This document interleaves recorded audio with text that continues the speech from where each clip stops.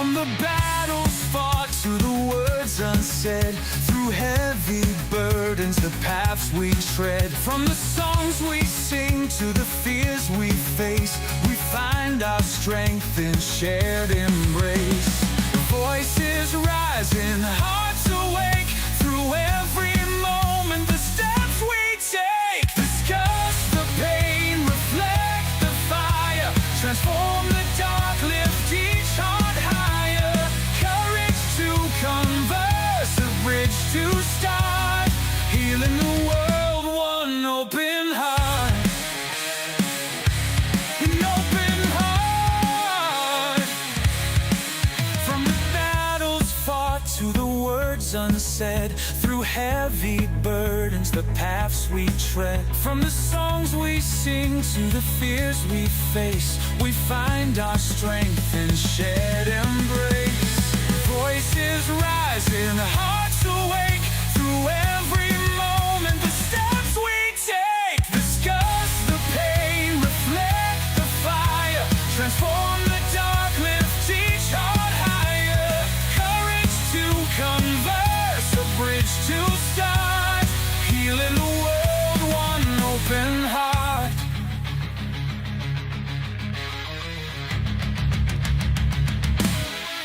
Every voice, a story told, through the new, through the old. Bound by love, the ties that bind, in every struggle, hope will find.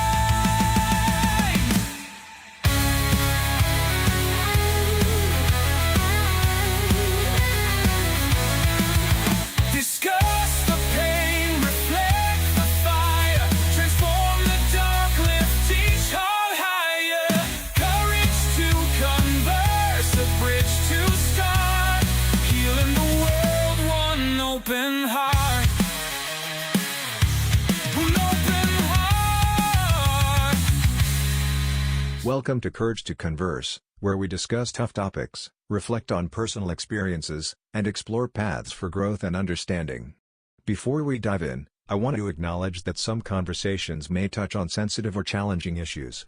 This podcast is not intended as a substitute for professional advice or support. If you or someone you know is struggling, resources are available to help.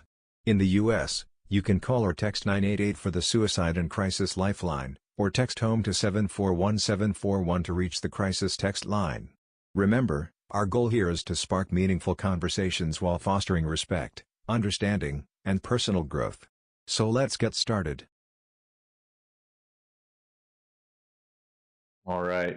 Welcome back this week to Courage to Converse.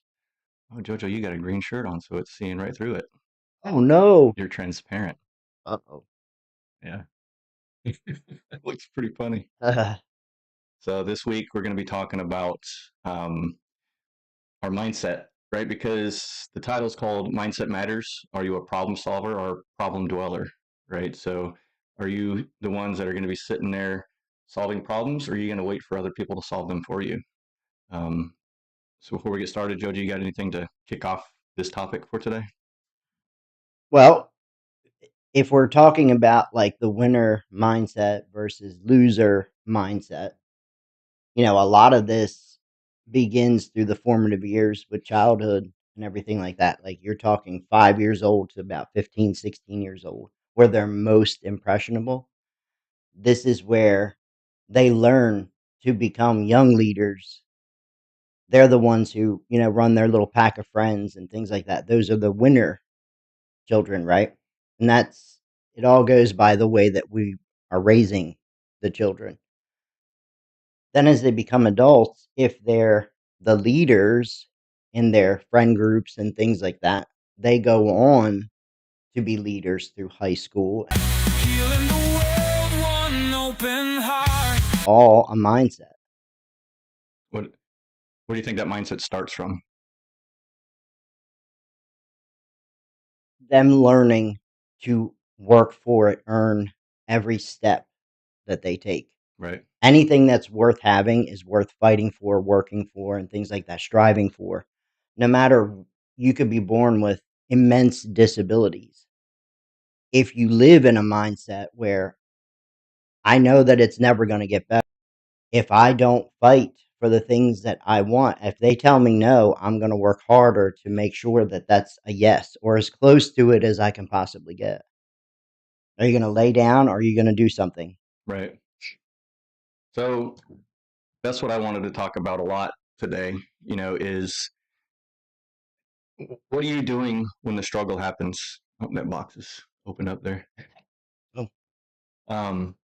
Some people push through these challenges as they come, solving problems, moving forward, while others get stuck on dwelling on the obstacles. Like what is as they come, solving problems, moving forward, while others get stuck on dwelling on the obstacles. Like what this is in my way. What am I going to do, to get around it? Some people will just stop, without even thinking about, I can go just like if we get stopped by a train right here in front of us, right? Is that a challenge? Yeah, it sucks. But hey, if you're in a hurry, don't get anxious, don't get frustrated. Go and do something about it. Turn around, go back. There's another route, right? There's several different routes around here actually for the train, right? So it's that problem solving mindset. I think is what I think a lot of people struggle with, and a lot of the problems is people feel like they just don't get the luck that other people do, right? But again, I think it's a mindset thing. Is it luck or is it that person actually thought about many different things and they've put things in the way, or they've networked potentially with people that have helped them push along the way or get them the things that they want or need in life. So we'll go down this path a little bit. Something I got note here is, when we're pushing through things, it's not trying to avoid risks. It's not trying to, you have to avoid risks, but you can't let those risks or those challenges stop you in your path. Because if you focus on that, you're going to get stuck, right? You start thinking about all the possibilities before you get started. Where are you going to go? Where's the rubber going to meet the road? It probably won't. So, but you can't avoid risk entirely. Right. I mean, you look at professional football players, baseball players, there are risks involved in everything that they do, right? All the movements that they make and everything like that. And coupled with that, when you're an athlete of any type, it's the behavior that you have the night before. If you're out with your friends and you're drinking and partying and things like that, and you have to be up, ready to rock and roll and do your thing the next day, you're taking a risk at that point because that's going to affect your health. And you could seriously hurt yourself or someone else. Yeah, I want to. You mentioned football. Let me.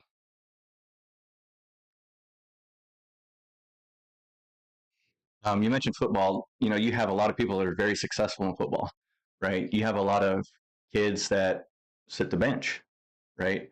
Some kids will be like, "Oh, I never get to play. I never blah blah blah." But a lot of these kids, do you think they're actually putting the effort, or you think that just because they're on the team that they're going to get to play? Well, I think that's another thing that is a big issue with this topic in particular, because I've talked about this many, many times with we embrace mediocrity here, especially in this country. Yep. Everyone deserves a trophy because everybody's on the same team. No. Right. I don't believe that. I mean, where's the push to want to do better? To want to be better. Yeah. You gotta wanna. That's something that I wanted to bring up during this thing, is because it's something I've been hearing over the past 3 years. A good mentor of mine gave me that, you gotta wanna, and that can mean many different things, but you gotta wanna try, you gotta wanna do good, you know what I mean? If you don't have that gotta wanna, what are you doing? Right. You know what I mean? You're gonna sit around and the others are gonna go further in advance ahead of you. Well, I mean, you're a father and you've dealt with your children's athletics, Jolie's cheer, and everything like that. Literally, it's the strive not for perfection, but to do the best they can do. They get invited to these competitions and things like that. Your children aren't sitting on the bench. You're a father that was out there throwing the football with Landon. You were out there throwing the baseball. You were out there helping her with cheer and everything like that, Right. like making sure that she's safe in her routines. And you traveled around and did these things. That's what is the benchmark of these young people becoming professional athletes because they're doing it in the backyard with their parents, and then they get coaching and everything like Practicing that, and outside of the they're practices that constantly they have with the working. team. Yes, Yes. Yep. working to achieve, working to achieve. Even as good as That's a you are, winner mindset. yeah, even as good as you are, there's always a way to do better. Even if you can't do better, you can help your teammates do better. That's improving yourself in multiple ways. You're out there practicing with them, um, helping them do their stuff. They might do something a little bit different than you do, and you're like, oh, let me try it that way, right? There's always a way to do better, no matter what. And some of the best teams rally around their weaker members to build them up and strengthen them. It's how it was in the military. We had people in basic training, at least in the Air Force, and I know it's the same way in the other branches, but I'm speaking from experience from, Air Force basic training. We had some weak people in there, right? But we didn't bash them. We didn't do the soap parties that they talked about and, Right. Full Metal Jacket and all that stuff. I'm sure those things happen, but we wanted to bring our brother up, right? I mean, we joke about it now and everything because some of the things that, some people did, but we still encourage them and help them. If they were struggling and shining their boots, we'd help them shine their boots, because we found out that maybe they were good at ironing uniforms and we hated ironing uniforms, but we like to shine the boots. So we learned how to help each other out to get through those inspections and through those types of things. You know what I mean? But again, it doesn't matter how good you are, you can always do better. Right? Like I said, even if that means helping somebody else to make them better, that's making you a better person overall. I want to kind of some of the talking points I have here is defining winner versus loser mindsets. What do you think defines a winner mindset in your perspective? Willing to put the time, the work, and the effort in to whatever it is that they're working at. Because success isn't measured on how many medals you get or how much money you make out of it. Success is measured if it's a team environment, how well you work with that team, Right. and the knowledge that you have acquired and everything that you've learned that your body can do and all this stuff, teaching that and mentoring that to someone else and them using that information to do their thing. That's what success is. Right. It's sharing that. Success is different in everybody's mind. You know what I True. mean? I asked, Jolie was talking to this boy years ago, and I asked him because he was a pretty successful kid in my eyes, right? He was good in football, good in school, straight A's, like all these things, and as a dad, I'm asking questions, you know what I mean? And I asked him, what does success mean to you? And it caught him off guard because we were talking about money and things like that. And he's like, I mean, I guess when you make a lot of money, I'm like, is that what success means to you? He's like, I see where you're going with this, because success can mean people have made a certain amount of money or a certain point. Success can mean that someone has a family, is raising a family. Success can mean, hey, I bought my own car. Success means something different to everybody, right? So it's all about goals in life, right? I think winners set goals and achieve those goals. They set very specific things in play to make sure those goals are achieved. I've always believed that goals are meant to be achieved because otherwise it's just talk and dreams at that point, and I don't think dreams come true. Some people believe differently, but I think goals are meant to be achieved, right? And when you set a goal, you should be lining up a roadmap to achieve those goals. Um, a winner's mindset, they focus on solutions instead of problems, right? They find out, they take problems and figure out all the possible or potential solutions to those problems, right? They also see problems as opportunities, right? To change and to work through. How can we make this better, right? Even if it's a problem within a process that's already in place, right? But we still know there's a problem. What can we do? What can we do to make an opportunity of that, to make that process better, to train somebody else, to maybe task somebody else to coming up with a better solution to this problem, right? Plus, winners in that mindset don't utilize the word problem. Right. To them, they're challenges, obstacles, speed bumps. That's the 3 tiers.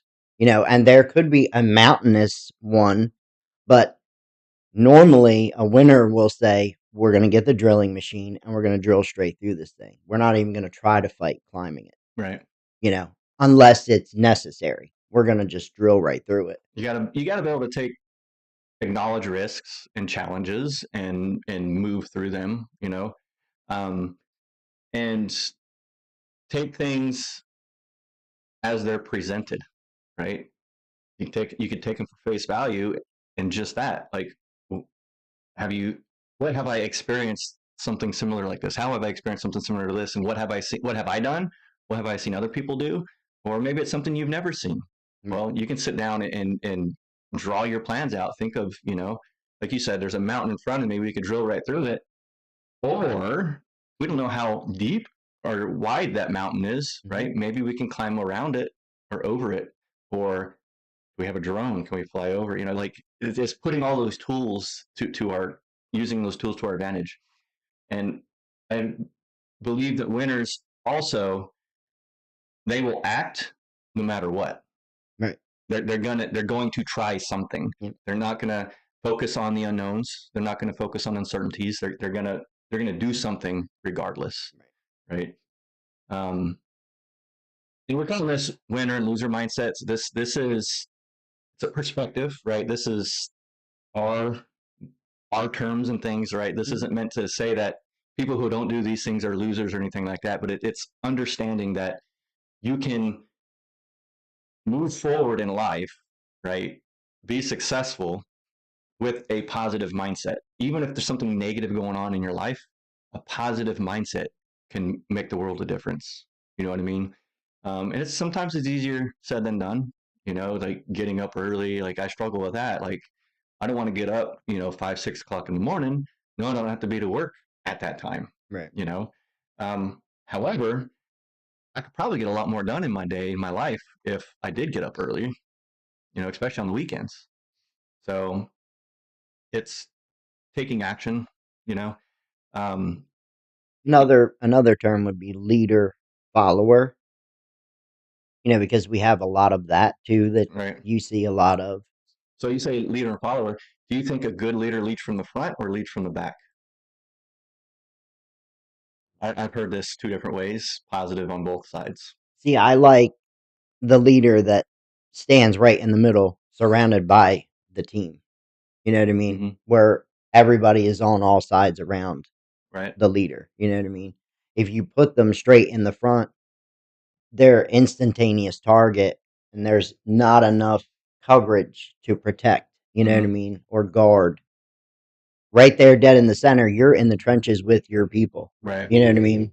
I've heard leading from the front, because you're not going to do anything that your people aren't going to do, right? You're gonna lead by example. You're gonna go forward. You're not afraid what's in front of you. You're gonna plow right through it, so your people don't have to, or you can show them you have the courage, and they can as well. Right. But then I've also heard leading from the back. You're not a micromanager. You're gonna let your people do what they need to do, but you're there if you need to help push them and forward. Support, yeah. So, again, a lot of these things can be twisted around. It's a mindset. It's a perspective, right? One of the problems I think with the loser mindset is they tend to overthink things.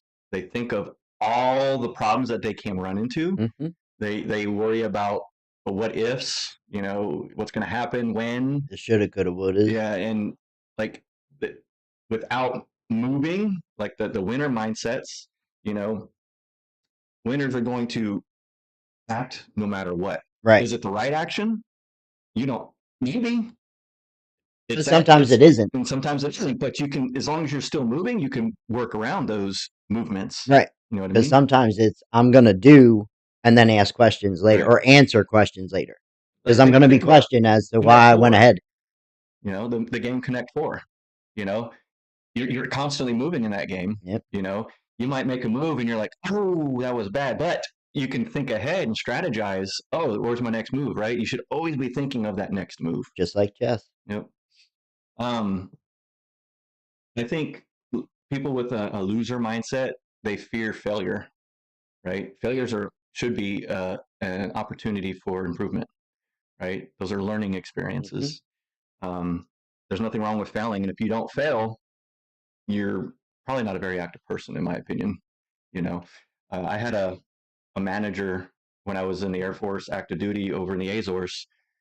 I was adamant about training and learning in lab environments and stuff like that. And I wanted to set up a lab over there because that's what I had done my whole career. I wanted to learn something new. I'd set it up. And he told us, straight up told us, don't, we don't need a lab. You have a live network to learn on. Don't fuck it up. So that was a different perspective, but to me, it was a good one as well, right? Because if you mess something up, and we did, you know, you learn how to act rapidly. You learn how to, okay, what do we do? Let's reverse that. Okay. And then it makes you plan for those emergencies. Like, this could happen here. We don't think it will, but these are the things we're going to do to back out of these situations so we can get back to a good operating condition. You know what I mean? But if I had said no way, who's to know who wouldn't have been trained on the network at that point? But I took what he said and was like, all right, we're going to do this. We're going to be training on this live network. There's some things that we didn't have on the live network I still wanted to train on, so we did set those up, but we were able to overcome some of the fears. I had some initial fears. You take down the network for the base, you're going to be screwed. You're messing with a lot of people. Yeah. So we learned, and if we had too much fear, or worried about the unknowns too much, we would have been stuck, and we would have, never been able to do the big migrations that we were working on and things at the time. So, but when you look back at those things, the things that you were doing that caused challenges, right?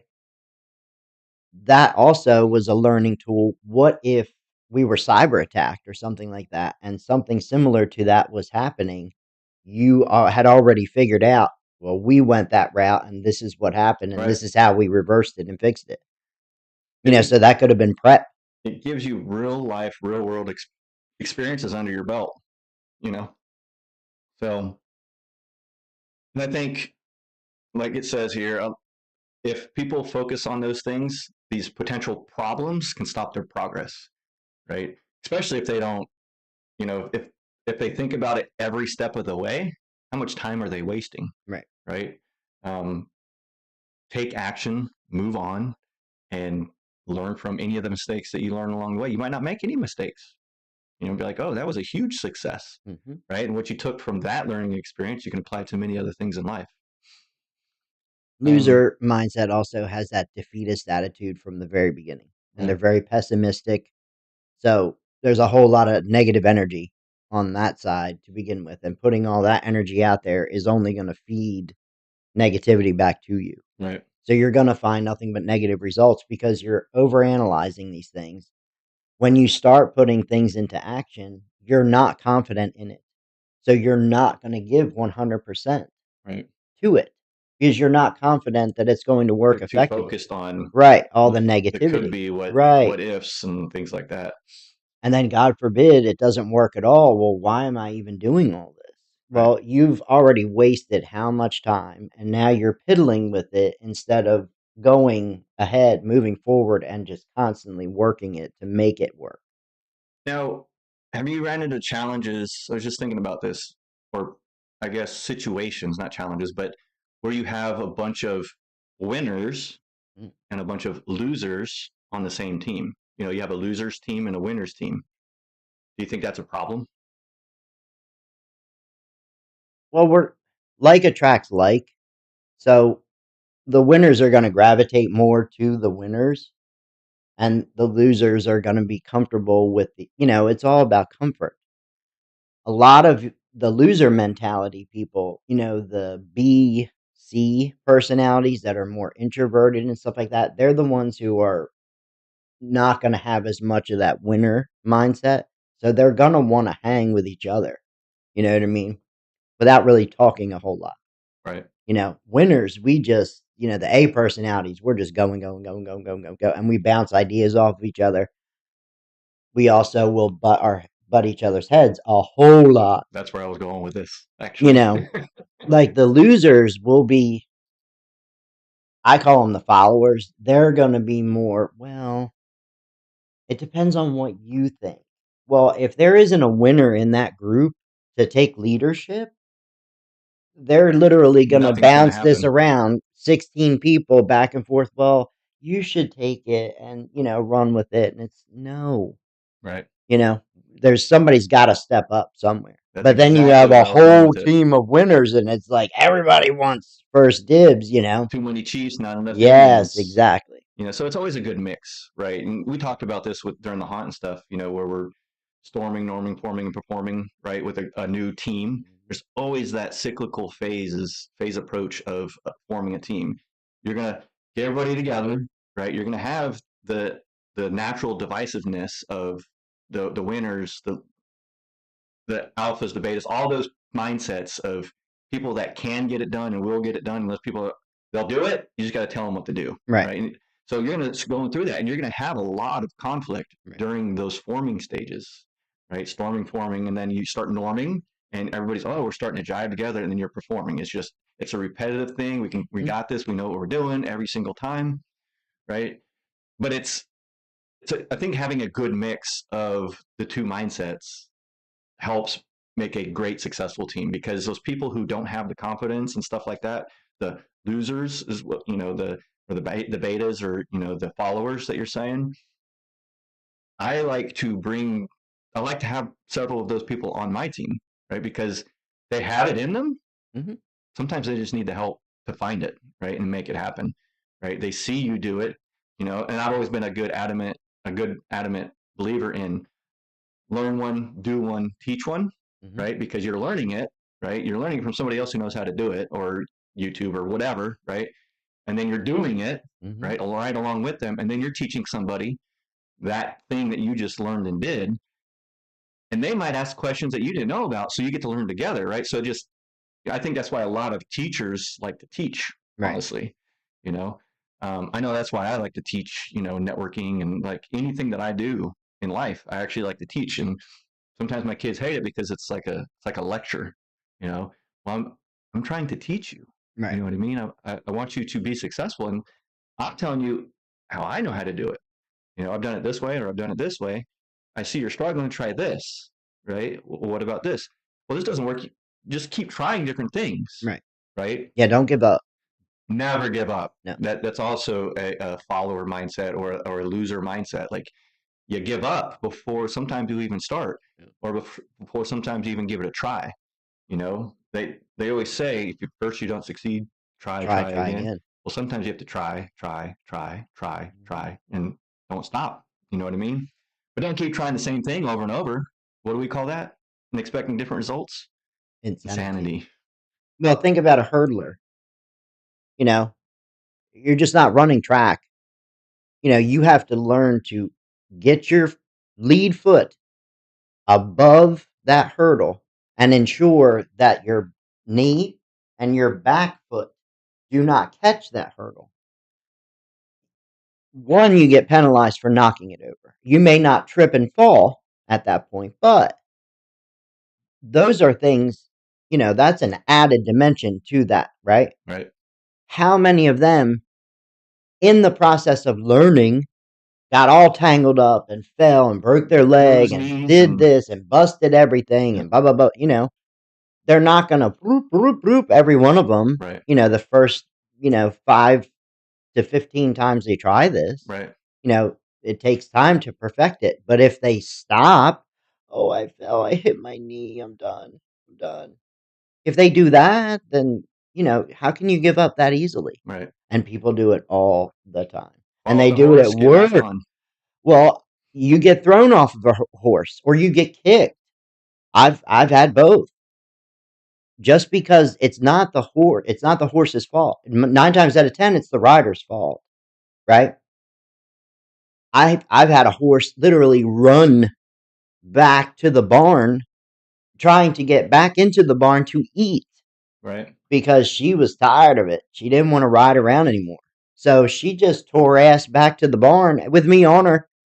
And I'm ducking, all these boards, like, you're going to kill me. She knocked me right off the back, and she just stuck her head right in there and just started to eat. She heard that grain hit the bucket, But do I blame the horse? I mean, am I not going to ride anymore? You can't do that. You can't live that way. I mean, you can. People can, and they're comfortable living that way. Yep. A lot of times the lives are, I won't say miserable, but less fulfilling, Right. you know. So Everett says, "Hope everyone's doing well." Yes, sir, we are. Hope you're doing well. Thanks for joining in. Hopefully the audio is much better this week. We're trying to get into the swing of things around here. And also, fear is a major component with followers Right. and things of that nature. You know, leaders, we have fears too. Mm-hmm. And it's 9 times out of 10, it's fear to disappoint the people on our team. Right. This is the plan. I can't guarantee it's going to work, but we're going to go headlong and we're going to do everything we can to make this work. And if it doesn't, yeah, I'm going to be disappointed more in myself than you are me. Trust me. Right. I'm going to be a harder critic. Yeah, because I let all you down and But- I let myself down. But I'm not going to stop. We're Right. going to talk about it, and we're going to figure out where certain things went wrong or went in a direction that it shouldn't have gone, and then we're going to figure it out. Well, it's not that It goes winners wrong or necessarily. alphas or whatever we want to call them, that we don't think of the unknowns and we don't think about the fears. We don't think about problems. We do. They don't. I keep saying we, like I'm a winner, not like I They keep don't a weigh. positive mindset. Right. They're They not don't gonna weigh stop on me. us. Right. They're not going to keep me down. Right. So this goes right into actually, without any bad, there is no good. Without failure, there is no success. That's what Everett says. Good point. Very, very true. So as a loser mindset or a follower mindset, why is overthinking a problem? Because if you overanalyze every situation, you're wasting umpteen amounts of time and energy that could be utilized. You could be using all of that. Use that stuff. If you're stressed and frustrated, use it as fuel, motivation to move forward and start working through it, brainstorming it, whatever. Right. The winner mindset, like when we were talking about goals and everything like that, winners are the individuals who build this big, beautiful vision board, right? These are the things that I want in my life. For 2025, I want this house. I want to be able to accomplish these things. I want to get my degree. And all these things are on a vision board where they can visualize it every day they walk into their office or one of their main rooms that's theirs, their space. Right. And that's what motivates them over and over again. Most of your followers do not do anything like that. I'll do that personally. A lot of it's in my mind. You know what I mean? Everett says there are many ways to do the same thing. If you overthink, sometimes it will never get done. Very true. It creates a lot of mental clutter, Mm-hmm. right? Like all the noise in your head, like you can't organize it. You know what I mean? What do we talk about with, emotions and things like that? Feelings aren't reality, right? All these things that we're coming up with in our head about They're not why we facts. can't get started. Like, get all that shit out on the table, Mm-hmm. right? Mentally, virtually, however you want it, or physically, write that shit down and start, taking things, process of elimination, and then take action. Mm-hmm. You know what I mean? It causes a lot of procrastination because people are too worried about the unknowns. Like, oh my God, I can get hurt. And yeah, you could get hurt, but there's these precautions, right? Think of what can happen. What can we do to fix that? What can happen? What can we do to fix that? There's this obstacle. What can we do to go through it or around it? Right.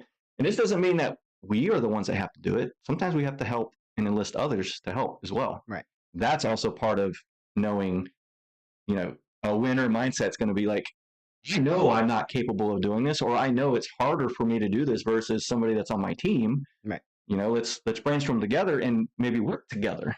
And it's Right. easier for winners to recognize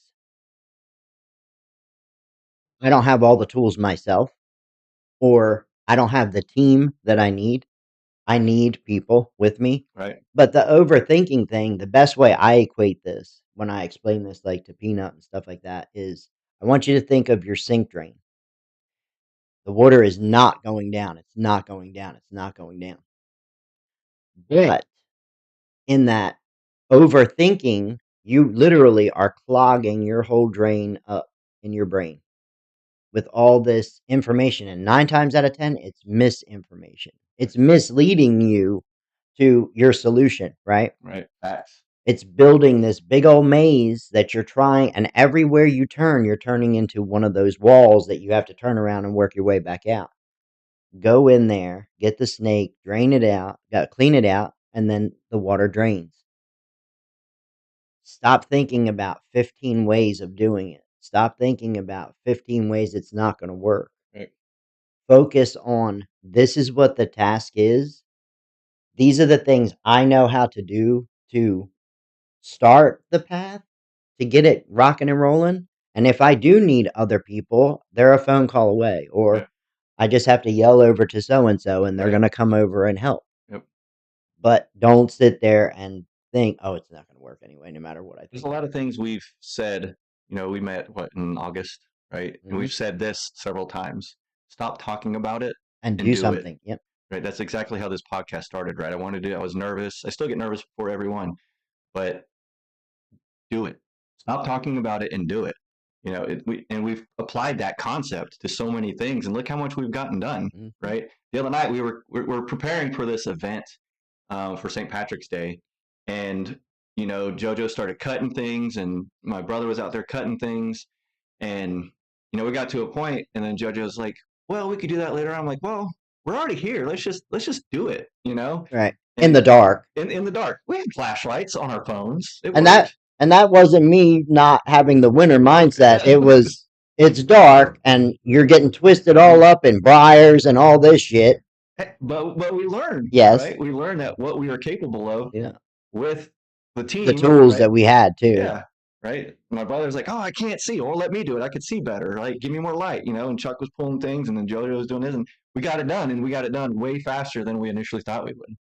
Right. So it's that. Don't talk about it. Let's just do it. Teamwork makes the dream work, for sure. Always say that as well. And another thing that I've seen, and people very near and dear to me will oftentimes, almost every time, think of why they cannot do something. Whether it's something that they've never done or something you're trying to plan. And like, we got to stop thinking about why we can't do something and figure out how we can make it happen or how we can do it. You know what I mean? Because if you think about how much time we have in life in every day, right? And if you actually wrote out, I did this with Landon one time because I watched a TED Talk. It's budgeting your time. If you took every hour, wrote it out, 1, 2, 3, 4, all the way through 24, right?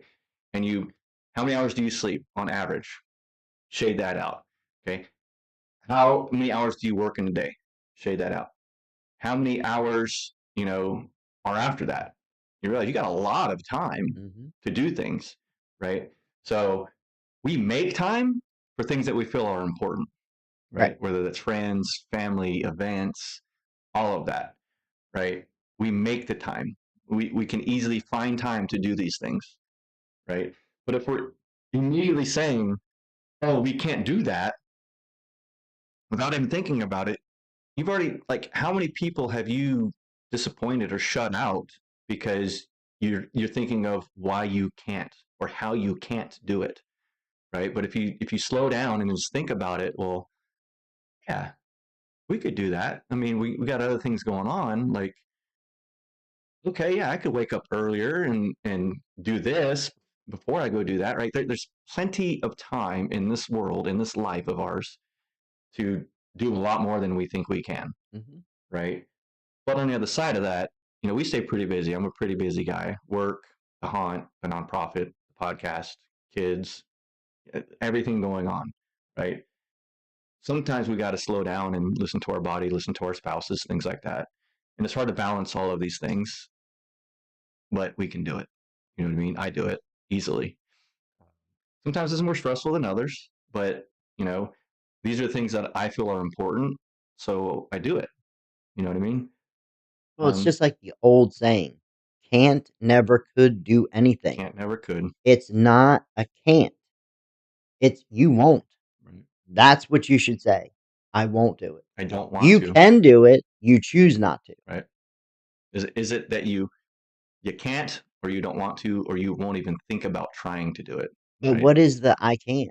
You physically can't do it? Like, you're Ultimately, not physically able to do it. ultimately, I think I think they don't want They to. don't want to. Yeah, Right. Or they won't put forth the effort to try right. to Or, do it or learn, or learn. afraid of the failures, right? Right, Things like exactly. that. So this perfect segue into this next thing. Fear for the unknown often leads to, we already said it, procrastination, avoiding things, right? Mhm. This is a big one, right? Missed opportunities.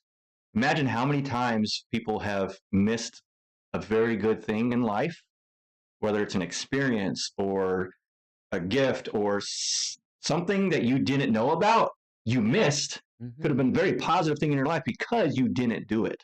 You were too scared. You didn't want to. Like, you felt you didn't have the time. Like, imagine how many opportunities you missed, right? Making new memories, a concert, wakeboarding, snowboarding, skydiving, all these things. Like, you've missed so many things.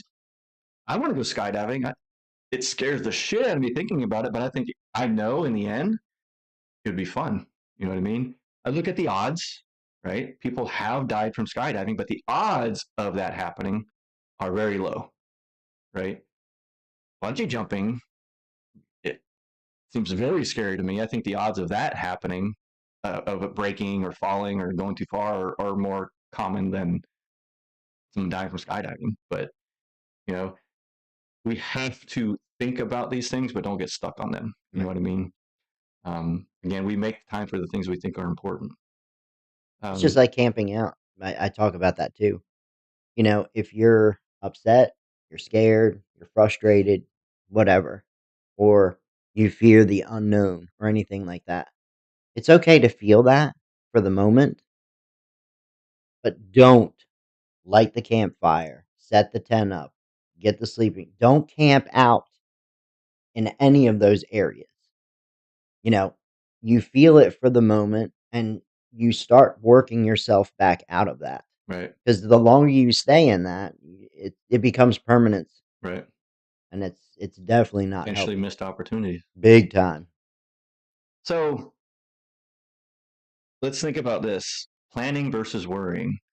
Planning involves strategic thinking with a focus on action, making something happen. Don't talk about it, do it. Right. That is a huge thing.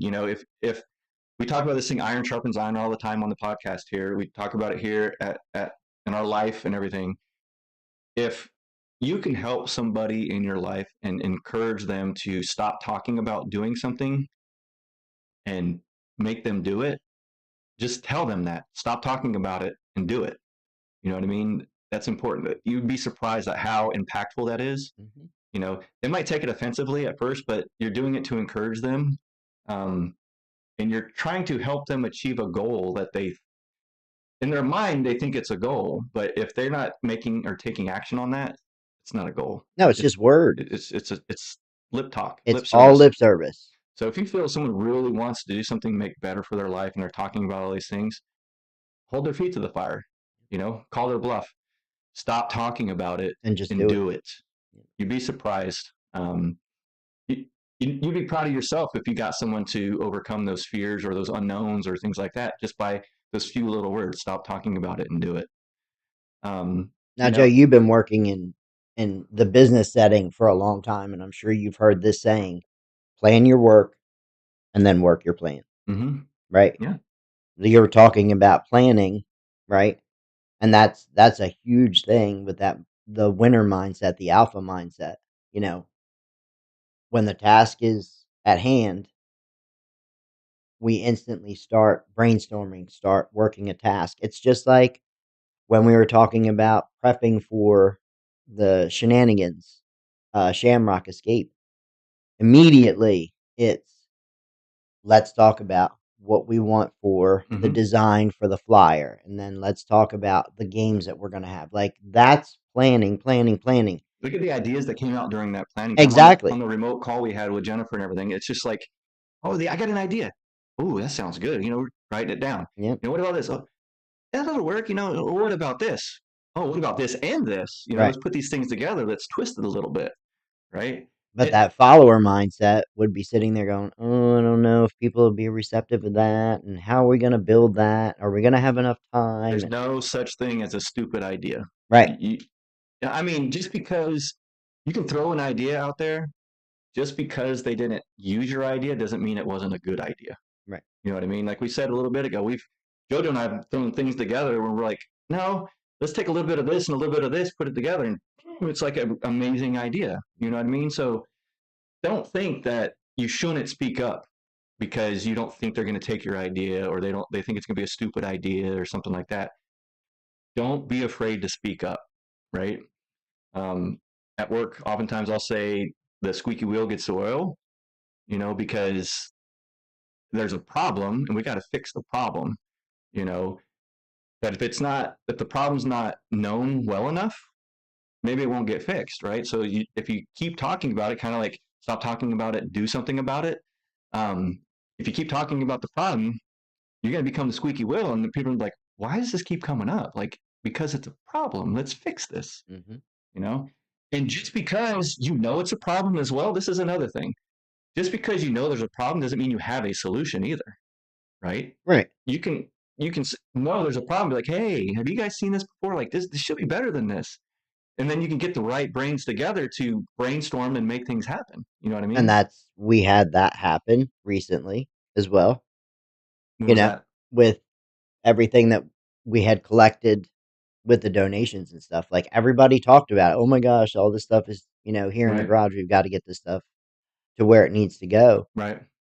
Until someone took enough of the initiative to say, yo, we got to get this done. Like everybody's talking about it. Would be JoJo. No, but it's just it has to get done.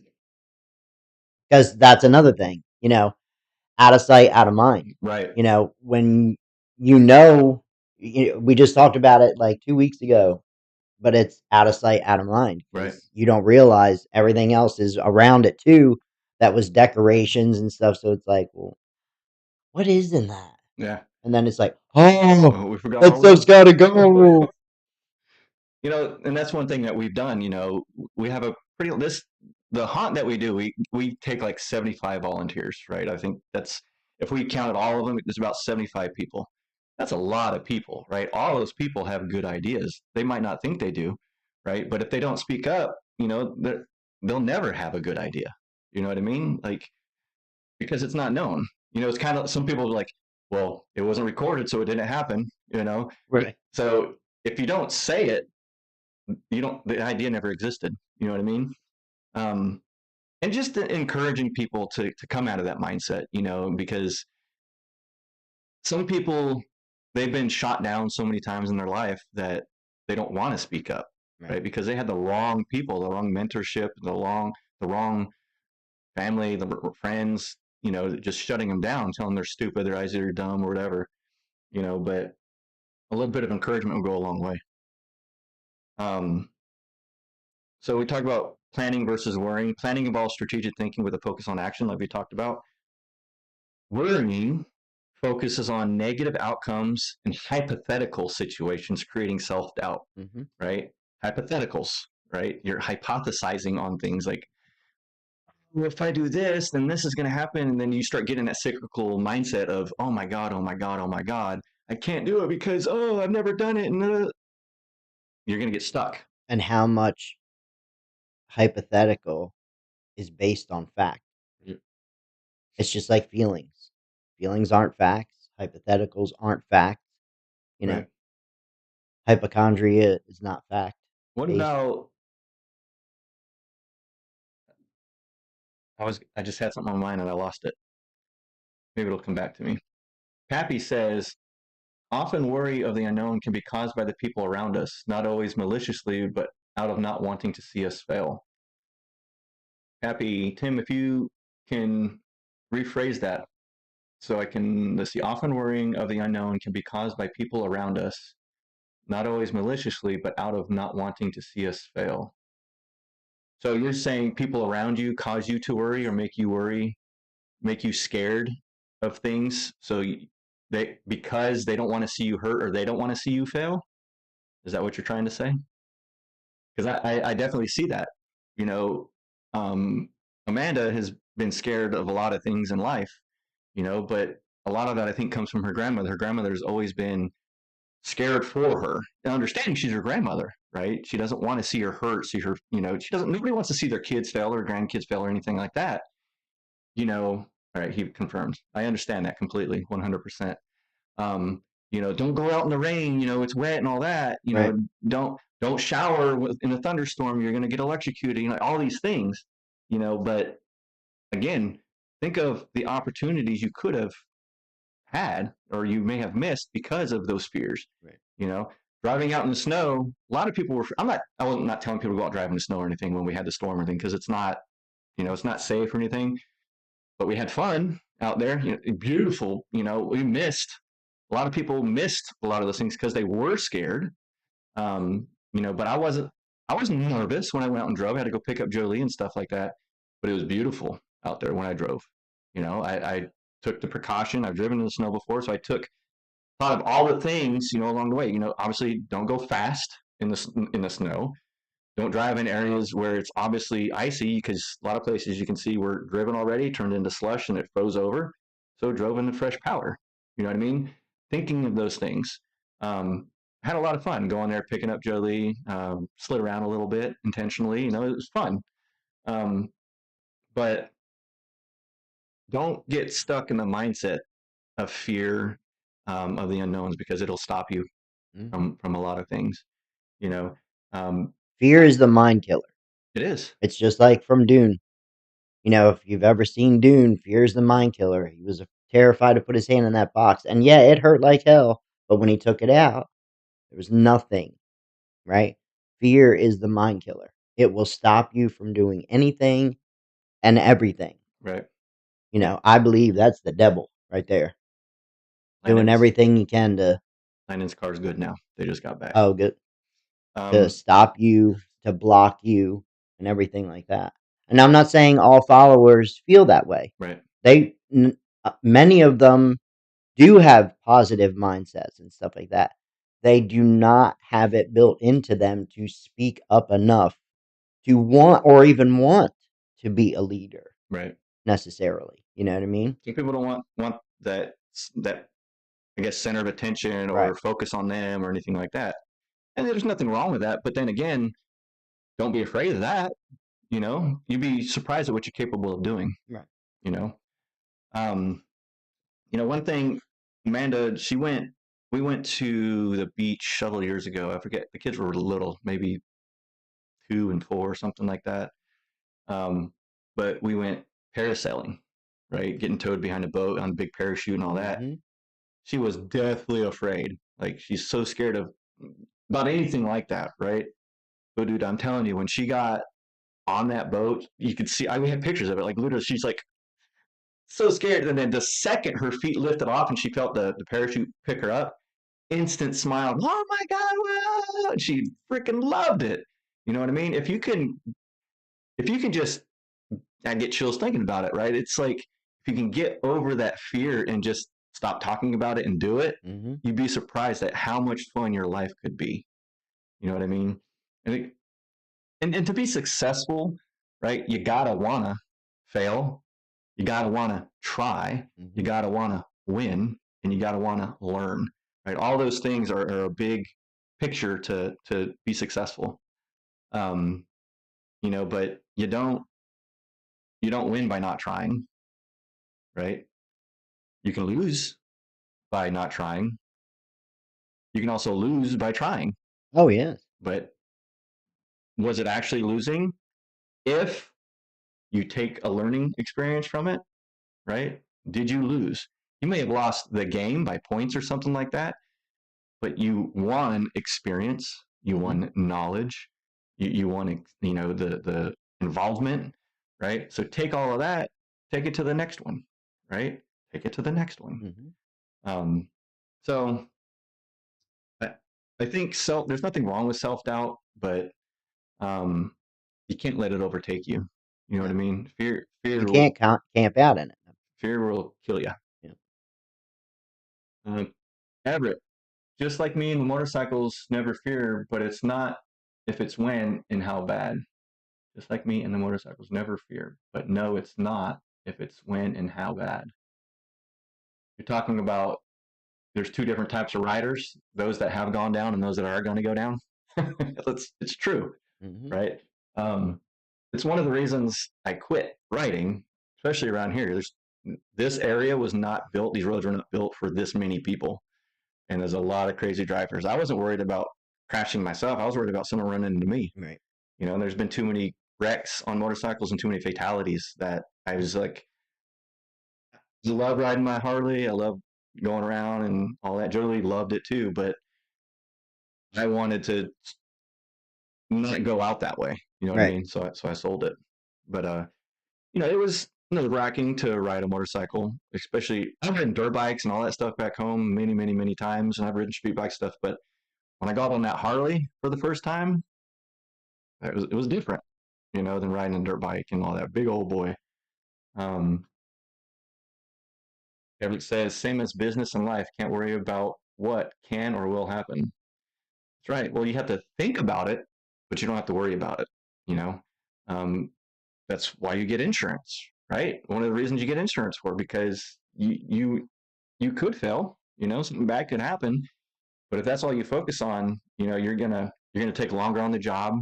You're gonna make mistakes because you're thinking about one thing too much, and then this other thing happens that you didn't think about, right? It's just move forward, right? Don't get stuck on the what ifs, the unknowns, and thinking about every little problem that can happen. But more accidents, you're more prone to accidents when you're overthinking and overanalyzing and overadjusting and stuff like that. That's where accidents, you're prone to more of that. Right. So how winner mindset overcomes challenges, right? In winner mindsets, they embrace adaptability and resilience, right? In the military, they say adapt and overcome, Mm-hmm. right? Use the tools, MacGyver it,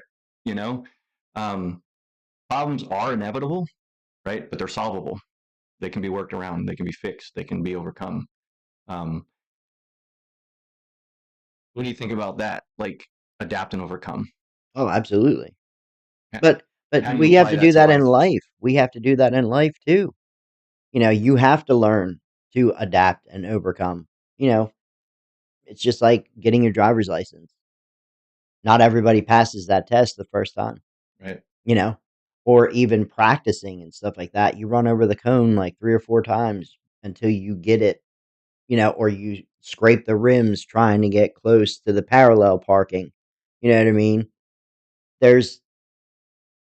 But you learn Right. in the process. It's just like falling down. We fall down. What do? You just gonna lay there and cry?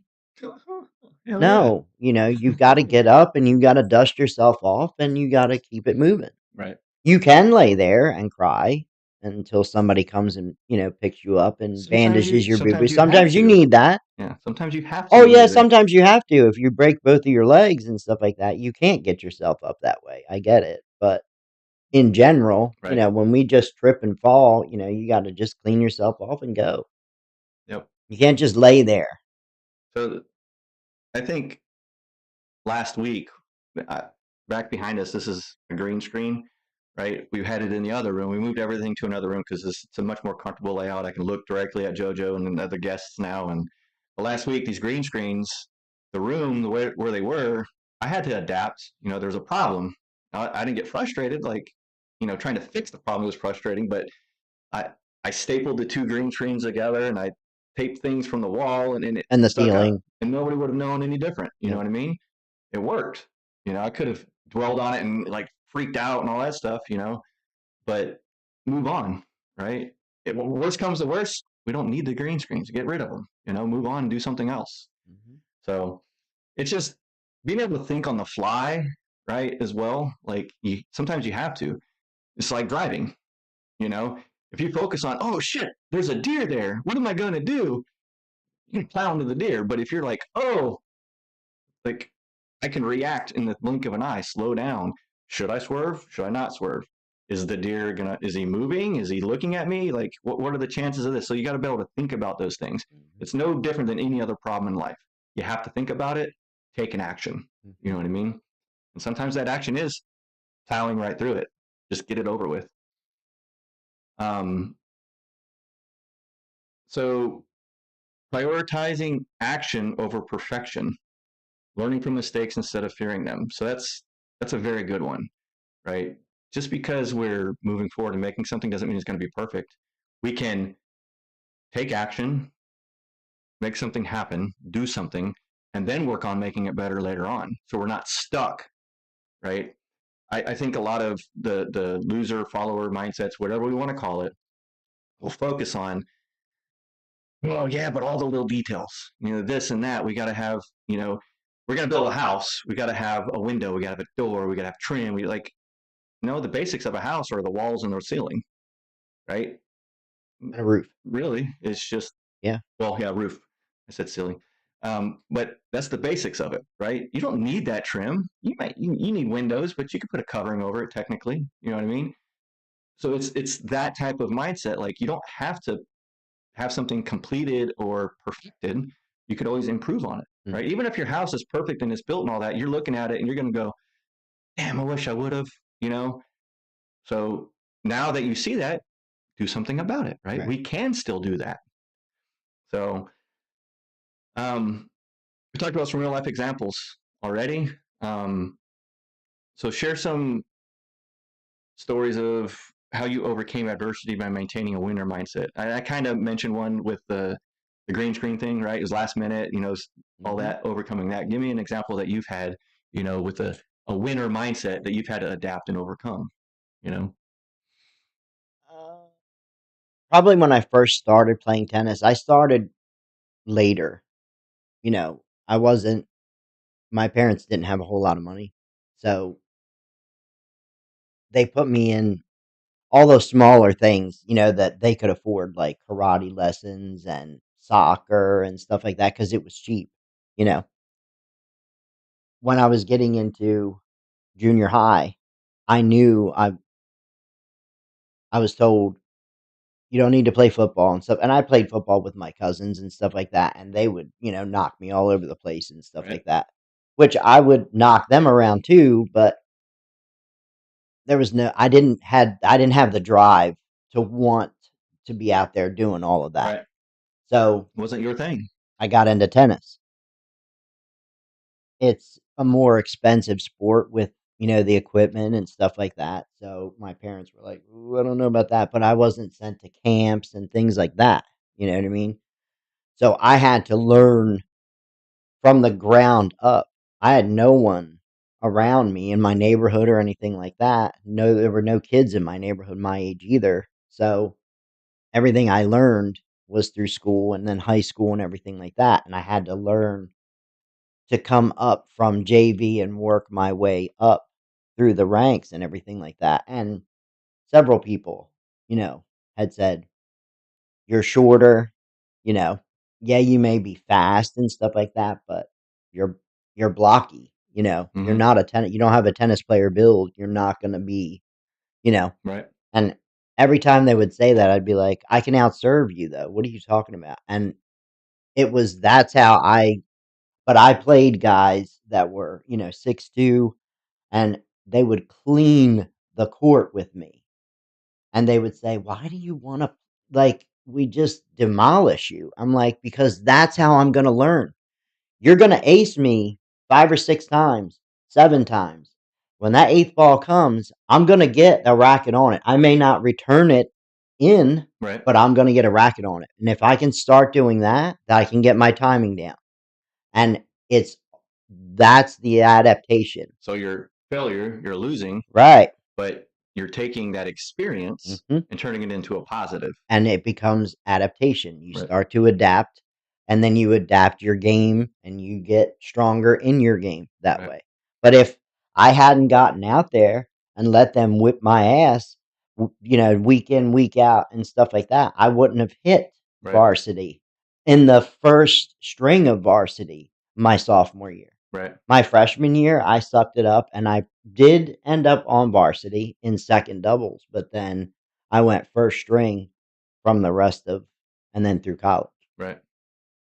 So I was like Michael Chang, I was little. Right. I was Why are little Yeah, bits it was back like there? a little fiddler crab all over the court. Tim put up on here. He says, I think he's referring to the motorcycle riding and everything. It's according to your speed. Sometimes all you can do is react because there is no time to think or driving, right? Yeah, but some people can't think on the fly, right? Because they're too focused on, oh shit, right? Well, you focus on, oh shit, too much, you might be screwed. You know what I mean? Or screw someone else. Right. So I wanted to bring Landon into this a little bit. He's graduated this past year and he's been trying to focus on his schooling or not going to school, work and a job. I want to do this and all those things. He's learning how to adapt, right? Because I've told him since his junior year, I'm not paying for your college, right? Because your drive and everything hasn't been there. Now, you go to college for a few semesters, show me that you can consistently doing it, do it right, do it good, pay for it, then I'll start paying, right? Because I know you're serious about it. Well, he hasn't had the money, right, to do it. So he's having to adapt, right? Using birthday money, going to donate plasma. Like he's coming up with ways to make it happen. Mm-hmm. He had to do that today, right? His battery on his car finally gave out and because it was giving him problems and it gave out. So he's like, well, I'm not buying your battery for you, dude. I've been telling you for the past several years to save your money for times like this. Mommy and daddy ain't going to be there for you all the time, right? So it's that mindset about understanding that someone won't always be there for you to do something for you or with you. So you have to be able to think on your own. You have to be able to take action, mm-hmm. right? My brother helped him and everything, and I very much appreciate that. But I'd left it on Landon to coordinate that with him. Like, dude, you're 19 now. I'm here for you. I'm not afraid to watch you fail because I know you're going to turn those failures into successes and you're going to learn from that, right? I talked about Amanda with this the other day about Jolie waking herself up for school. The alarm clock. Yeah. I can't wake myself up. I can't do this. I can't do that. Why? Well, I don't wake up. I guarantee you'll wake up if you're late to school one day. You don't want to be embarrassed of walking into school, or you're not going to be able to exempt your finals because you're late too many times or you don't show up in time. It'll take one, maybe two times for that to happen. And I think that's some problems where we overstep and do too much for our kids at times. We're not letting them fail to succeed. You know what I mean? We did it with Landon. He wasn't waking himself up doing all those things, and I'm like, "You're working now, dude. Like, we're not waking you up. We're not. I will let you get fired. You're not showing the right drive or anything. I'm going to let you get fired if you don't get yourself up and go to work and get there on time." Because that's the real world. You find the most annoying alarm you can find. One of the things, and I've told you this, I believe, like what Jordan Peterson and many of the others, like The Rock talks about this, Jason Momoa talks about this. These are people who are successful in their own right, right? Right. Your phone, if that's your alarm or your alarm clock, needs to be across the room from where your bed is. It forces you to get up to turn it off. Then you turn and you look at your bed, and if you have a partner that sleeps with you or whatever, your spouse or whatever, and they can still sleep because you have to get up and go to work or do whatever you're going to do, you make your side of the bed as presentable as you can, and then you scoot about and start your day. It's easy to make excuses. Oh, it's far easier to make an excuse. We all do it, Let's see, here's one. Kevin Huffman. I've always had a positive attitude and mindset in everything I do in life. Sure, I think about the bad things that could happen in an outcome, but it just helps me be aware to not let it happen. Very true. Like, we're not saying don't think about the bad things that can happen or the bad things that are likely going to happen, but we're going to work through those things. But winners do that too. And it's exactly what he just said. It's when you think of, maybe it's two scenarios that you put in your mind. Okay, this you can go one of three ways: positive, negative, negative, right? It's the awareness that You said Kevin? Yeah, Kevin Huffman. What Kevin has just said, it's with that positive attitude and that it's an awareness. I know there's potential there that I could get hurt, someone else could get hurt. Those are the two negatives. This is the positive, right? It's the awareness of what's those two on the other side. Right. You know what I mean? Yep. And that's part of that focus and adaptation. Right. That's what makes us different than the follower mentality. Yeah. Kevin also says having that mindset and attitude helps sharpen your skills and better at everything you do in life. Very true. You know, if you're a positive thinker and you're always thinking about positive things, and when those negative things come in, it helps you think about solutions for those negative things. And to overcome and adapt. Right. Hold on. I got this thing. They're challenges. They're opportunities to change 9 times out of 10. Oh, this goes along with what we said a little bit ago. I just sent this to Amanda earlier. Don't aim at being the best. Aim at doing and getting better. Mhm. You know what I mean? Even if you think it's the best, there's always room for improvement. I forgot I sent that one, but this is another one that I have this literally above my desk, right above my monitors, because I have monitors here, and then there's a sign up on my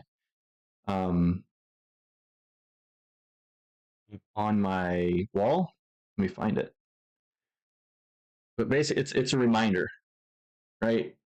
It's a positive winner mindset. Whatever I go through, I get through. So even when I'm not good, I'm good, right? You've gone through probably some pretty shitty times in life, But right? you're still here. And if you do an assessment on these situations, those times in life, right? You probably came out with some pretty positive experiences, maybe some negative ones too. But now that you know you've gone through that, you know potentially what not to do Or to avoid. Or if it was an experience that someone else was going through, same thing. You saw what they did, didn't work out because of X, Y, and Z.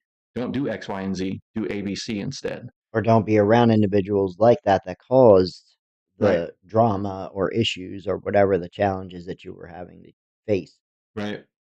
So we went through some scenarios of, where we've had to adapt and overcome with a positive mindset and everything. What about times where you may have not necessarily had the loser mindset, but got stuck on the fear or the unknowns, and where you may have overthought? After my second major knee surgery, because at that time I was still playing semi-professional, and I was actually at a tournament when I blew it out completely. And I mean, I tore everything in there. So it all had to be replaced besides the joint itself. 6.5 hours for reconstruction. It was 6 to 9 months recovery, meaning I'm going to have to retrain my whole body all over again to get back into tennis again. And then I was told, you will not be able to be as competitive as you were previously. The one before the surgery before this, you wasn't anywhere near as bad. It was just the ACL tear. This, we're talking MCL, ACL, and both horns of the cartilage are literally thrashed. So all of that has to get replaced. Bouncing back and getting that physical again isn't going to happen. And at your age, no. So then, not long after that, when I was diagnosed with cancer at 45, that changed a lot of it for me too. But it didn't stop me. Right. I knew what my physical limitations were. So I went from playing against 18, 19-year-old kids in tournaments to now I'm playing in league with guys in their 40s all the way up to their 80s. Man, And only playing doubles. You know what I mean? One of my favorite doubles partners was 82 years old. Straight off the boat from Germany. And Uncle Hoss and I, we would get out there and we would whoop up on everybody else. And he was just little crab man. He'd just scoot all around, and it was amazing to see You gonna him bring him just move. to the leprechaun escape? Ah, I should. He would fit in perfectly, but So, Kevin Huffman, Halls of Havoc. I wondered, but now I know your last name, dude. yeah. Nice. Halls of Havoc. Hopefully, we got some good things happening this year with you. You know, we're always welcoming you out here. The haunt this year. Telling y'all, you're not going to want to miss it. You're not going to want to miss this St. Patrick's Day event. First time we're doing it, but it's going to be a huge hit. We got a lot of good things planning, and we have some things coming down the pipeline that I'm not sharing yet until we know we have them nailed down. Two big ones, actually. One of the things is likely not going to be exposed fully until next year, right? But it's going to be big things happening with Haunt for a Cause and Terror on Highway 127. So you're not going to want to miss it. So come on out. An example of mine, don't tell anyone, but I'll be there sometime during St. Patrick's event.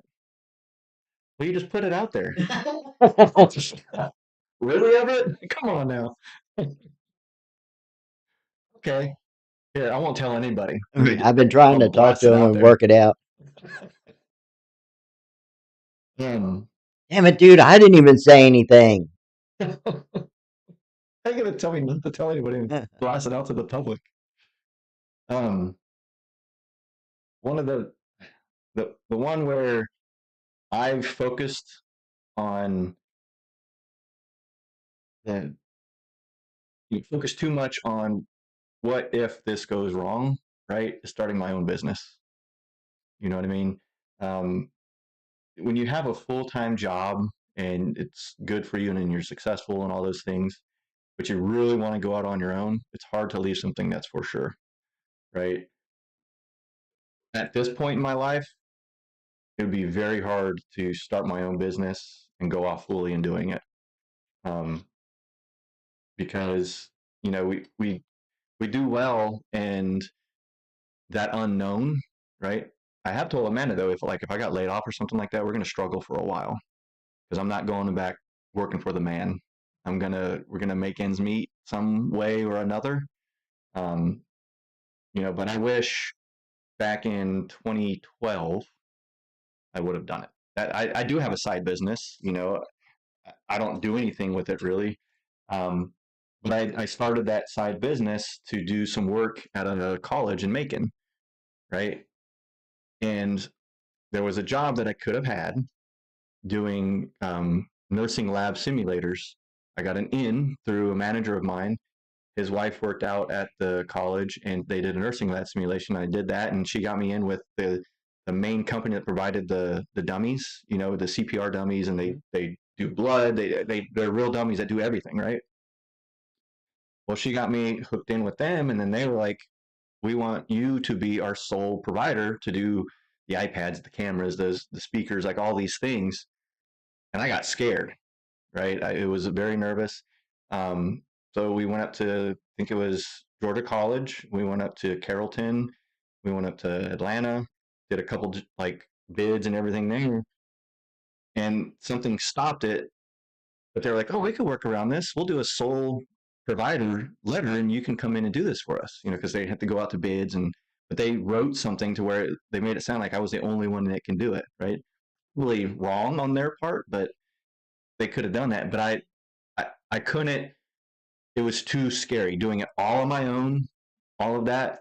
At this point, I wish I would have done it because we would be making our own schedules. We'd be doing our own thing. We'd be doing not just those simulations, is that we would have easily branched out to doing so many other things, right? But at this point, it's too scary to do.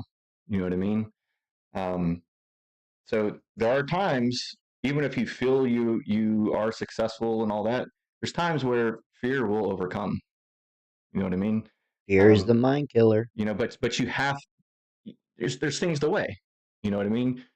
Do I quit a for sure thing, leave a for sure thing for I hope this works out, right? With everything else going on, it's not like I can line up other work on the weekends to make up the money because I got the haunt and the nonprofit and all that. That is more important than trying to do my own thing. You know what I mean? I'd rather make the impact on the side there, with the community and stuff like that. So, but that's one thing I wish I wouldn't have let the fear overcome, the unknowns overcome me. You know what I mean? But like I said, that was 2012. How long ago was that? 12, 13 years ago? Mm-hmm. So I was in my late 20s, early 30s, late 20s. So it's scary. You know what I mean? But no, let it stop me from doing other jobs. I just didn't leave my full-time job to go do that. So, all right. Well, you know how we're talking about the mindsets, right? I think the haunt itself is a great illustration of the different dynamics with, like, a genuine haunt actor is what? Has what mindset? Oh, they have a I can do anything mindset. They have that winner They mindset. have to be able to. Yep. And then you have your spot fillers, and they are essentially, the majority Do of what them they're are told the to do and do followers. what they're asked to do. Exactly. They're not going to take action. They're not going to be proactive. Right. That's another thing about a winner mindset is proactiveness, right? They're going to find problems and fix them, find solutions for them, Yeah. right? Again, or they might find a problem, not have a solution, but get the right people involved to solve that problem. You know what I mean? But we can't function without both of those. Right. We need the spot fillers just as much as we need the haunt actors. They're just as important. It goes back to what we talked about earlier. You have a team of loser mindset, a team of winner mindsets. Both will likely not get a lot done because you got the winners over here fighting and arguing over whose way is the best. A lot of loser mindsets over here thinking, well, I don't know. What about, but then. What do you think? What do you think? Yeah. I don't know. What do you think? What does this one think? Right. It's, And it's just a point round out this table. again. I said it earlier. We're not saying people are losers. No. We're not saying people are winners. It's just a play on words, right? And it's thought provoking, right? Because a lot of things, successful mindsets versus non-successful mindsets, many things could play into that. You know what I mean? Alpha, beta. Right. Leader, follower. Mm-hmm. A lot of different words. It's just the words I chose Wolf, because sheep.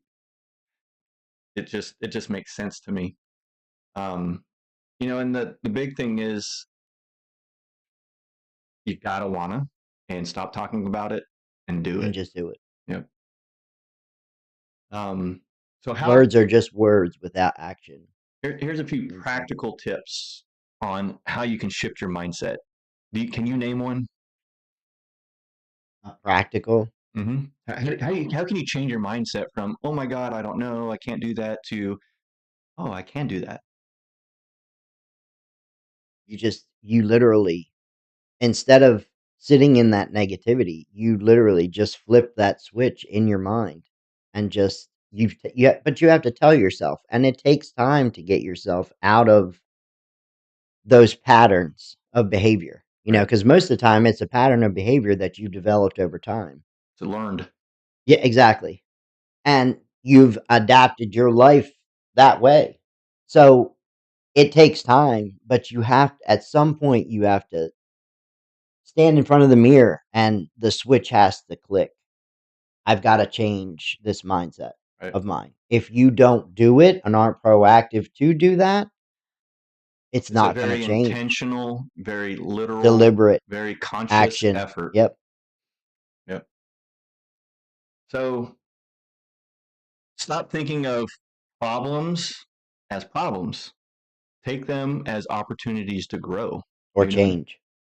Kevin says, from a builder aspect, I think everything is possible, no matter how big or small, but mainly the big stuff. I think building the oh my God style. Yeah. Some people have baby steps type things, but some people have a big vision. Kevin's got some great ideas. He told me, he came here for one of the meetings a couple months ago, And he's like, man, I got all these ideas, and I think we have all the right minds together now to make these happen. I'm like, what are you talking about? He's like, well, I got this idea. You got this shaft and this. And I'm like, we can do that. He's like, well, you're the tech guy. I got the ideas. Maybe we could put them together. I'm like, well, let's do it. Let's stop talking about it And and let's let's make do it it. happen. We Yeah. will make this happen if we think it's something that we're going that will make an impact. I'm not going to talk about it, Kevin. We're going to do it if we want to do it. We can make this happen. Focus on what you can control rather what you can't. Mm-hmm. Right? What are your problems versus not your problems?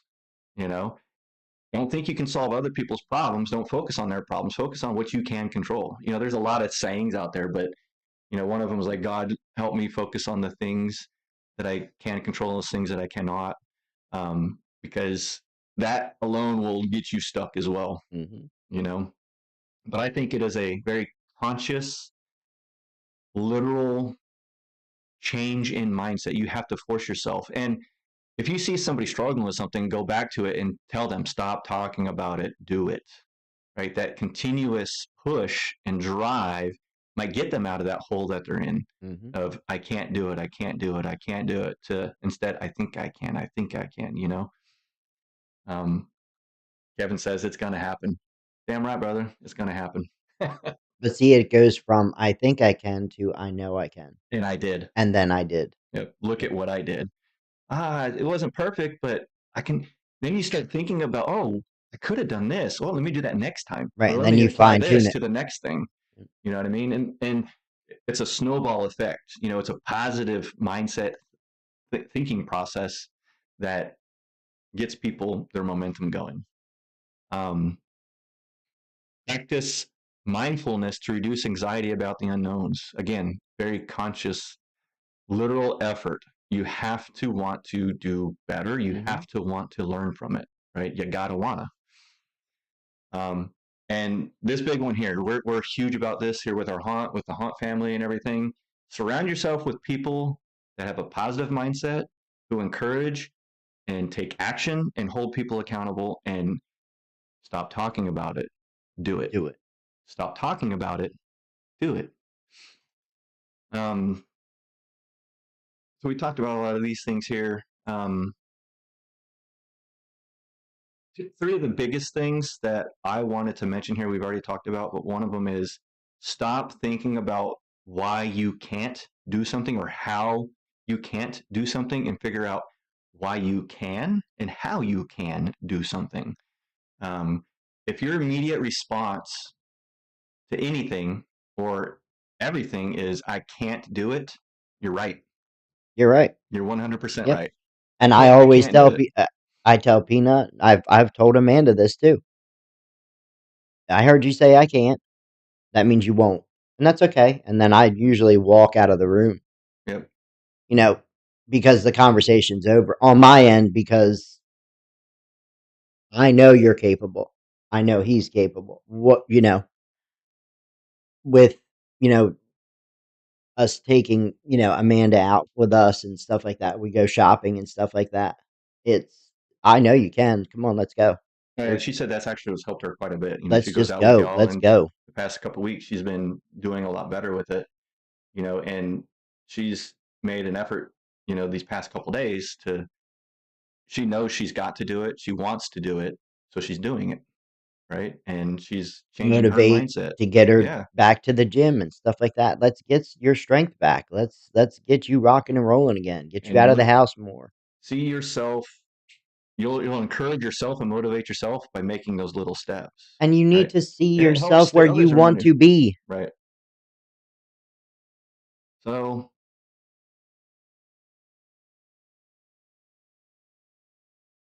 couple questions here. Did we talk all these?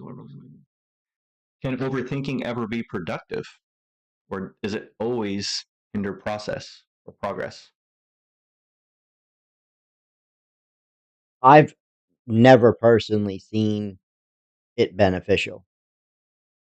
When you're constantly overthinking and overanalyzing, you're literally missing opportunities left and right. Or you're putting, like I said earlier, that's the time where you're more accident prone.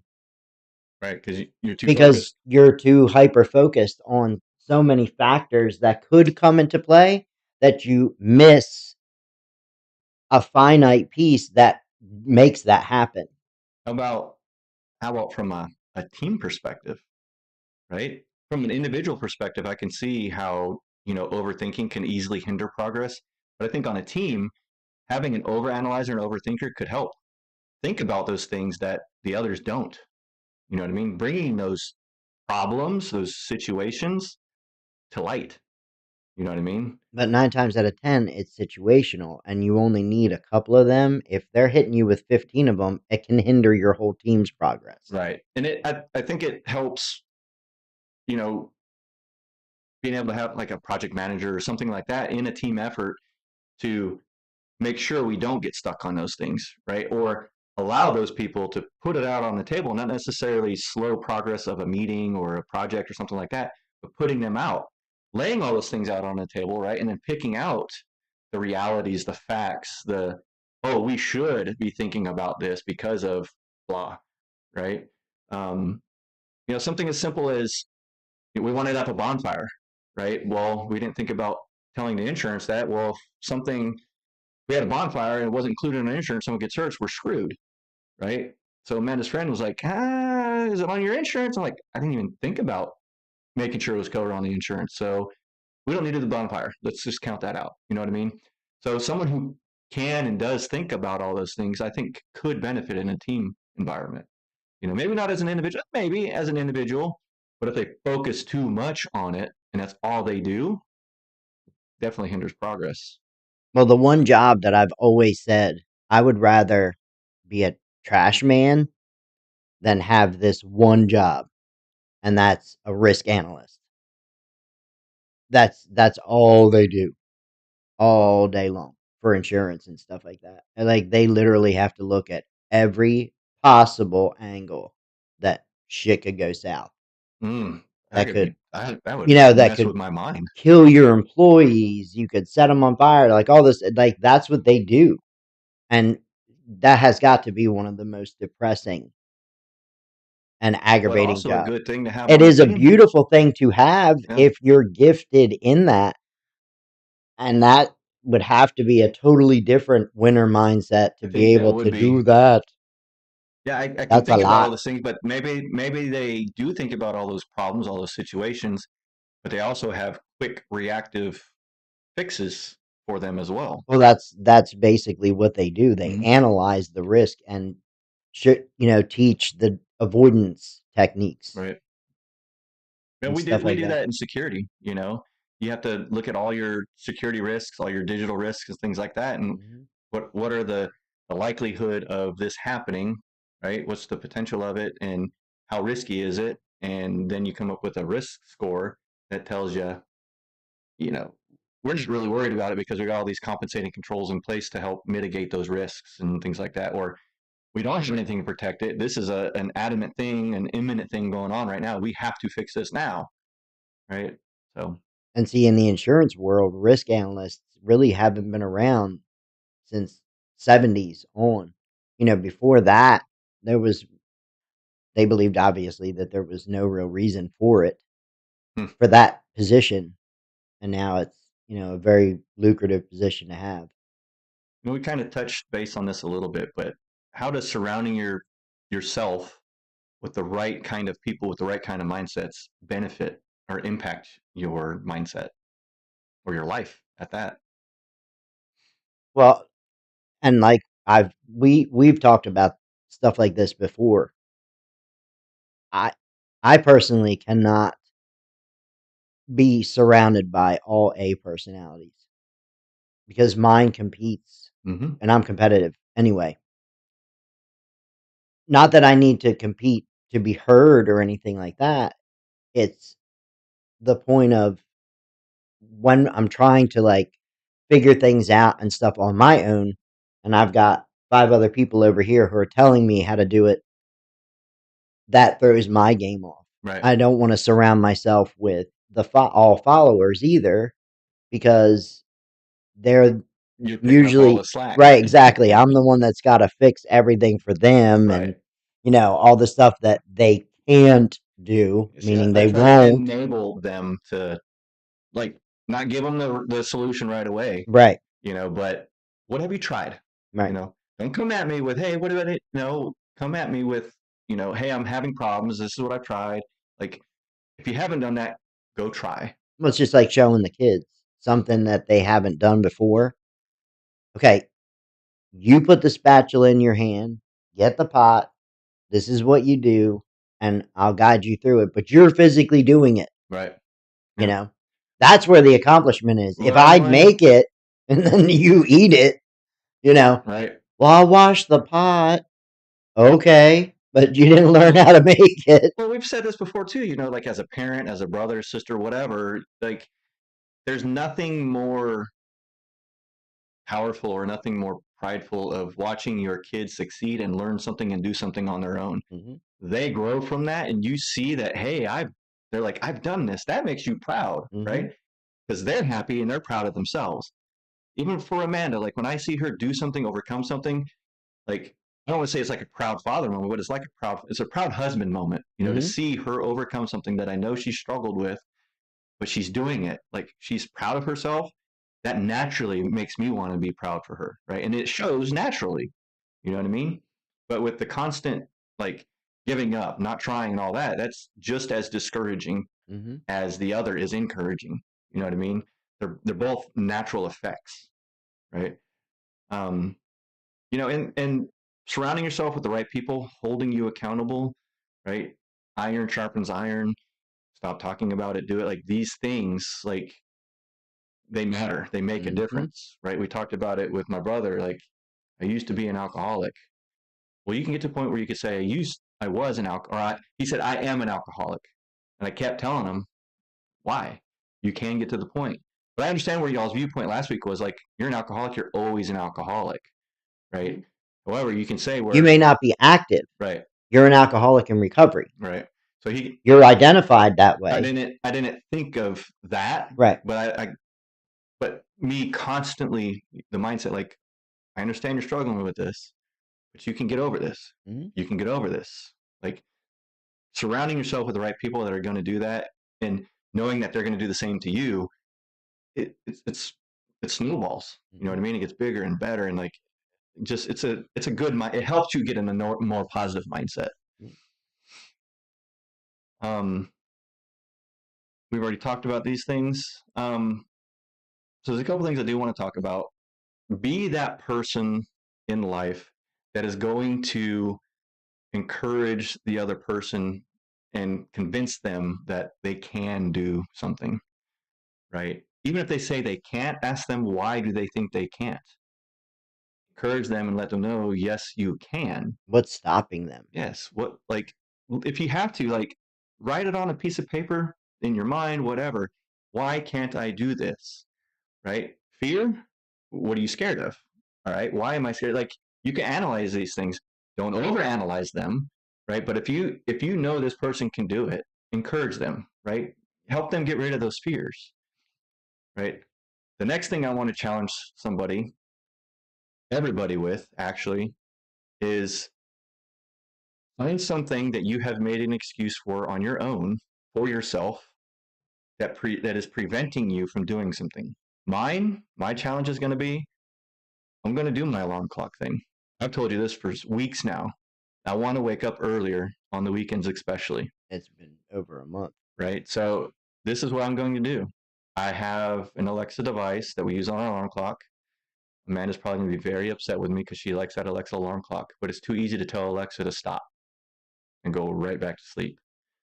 I'm going to, whether I use my phone, I don't know yet, but I'm going to challenge myself. And Amanda, I'm asking you to help me, help you. We're going to do this together.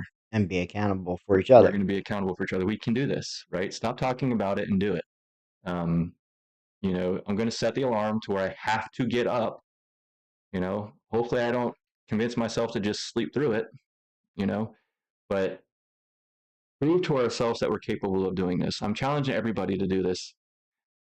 Find something, because I'm sure we probably all have something in life that we're stopping ourselves from doing one way or another. do that for yourself. Do that for somebody in your family. Um, if you need help with it, ask a loved one, ask somebody else to help you with it, right? Tell them to tell you, stop talking about it and do it. You know what I mean? Um, and together we will make a difference with this. We will make a difference in the local community. We'll make a difference in the world, right? What did you say to somebody? This means a lot to me that you said when you went to that event the other day. You know what? Oh, with the doctor. Yeah, what kind of an impact can you actually make? He said, You're telling me that you run a haunted house and you you take the funds that come in for tickets and stuff like that, and it's to help homeless haunted house, and you you take the funds that come in for tickets, stuff like that, and it's to help homelessness and addiction related services and things like that, helping feed the hungry and stuff like that. How much money can you really be donating from this, from a haunted house? Like, Right, really? And I said, and I looked right at him and I said, it's not the size of the impact that is made. It's that we as a unit are doing something that you're standing here with your nose in the air not doing. You're going to sit there and chastise us for the size. It's right, not the size of the impact. It's what we're actually doing something. What are you doing? right. And his colleagues literally clapped and I gave business cards to all of them and he literally left because he was embarrassed. Right. I wasn't trying to embarrass him, but it seemed like he was intentionally trying to embarrass me,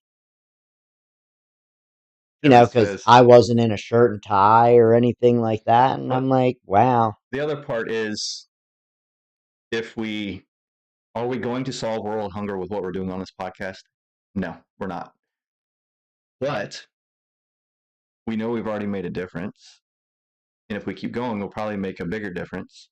And if we all made that conscious effort, a literal effort to do something positive, we'll all make a positive change. Yeah, that was the last part that I did say. I said, if every single person in this room did something every day, it would be a greater place to live. You know, people do the pay it forward and things like that, right? Positive things make positive changes. Positive mindset make positive changes. Um, And it's not the size of the impact that matters. Look, I have said this I don't know how many times. You can literally change a person's entire fucking day. All you have to do is smile and say hi or good morning or I hope you have a wonderful day. right. You know? Yep. Well, and then on the other side of that, some people will be on the negative side where, you know, they'll hold a door for somebody and they don't say thank you. Well, you're welcome. Like, what's the need for that comment? There You're isn't. doing it for the right reasons. But Focus on that. and then and it's happened to me several times. Good morning. What's so good about it? You woke up. Yeah. We got to also understand everybody's going through things as Yes. well, Yep. right? So it's that positive mindset. Give them the benefit of the doubt. You can just because they don't have a positive mind or a positive response doesn't mean you can not have Right. a positive Well, mindset, it's just like behaviors. We can't control other people's behaviors. What we can control is our reaction to that. right? Kevin says, set your phone alarm and make the alarm sound play Slipknot song, the negative one. That's what I wake up to every morning. I'm going to look into that and see if I can do that. I think I have to download it on my phone and do that. Um, Tim says, saving one life or making a difference for one person makes it all worth it. You're damn right. Like I said last week, I know we made an impact on somebody and a couple people actually, but that alone, no matter how long we do this, we made a difference. Well, 2 weeks ago, we made a huge difference over at the warming center. You know, they Right. were so grateful to have all that food that was donated, all the clothing, the sheets, and everything like that. I mean, the people that were actually staying there, standing outside, were already asking, when it was going to be dispersed and stuff like that. So we know, things like that. And that was at least 6 or 8 people standing out there. Right. One of the things we're doing this year with the nonprofit Haunt for a Cause, we've mentioned it several times. We do have a nonprofit that runs events, right, such as haunted houses and now an outdoor escape room, things like that.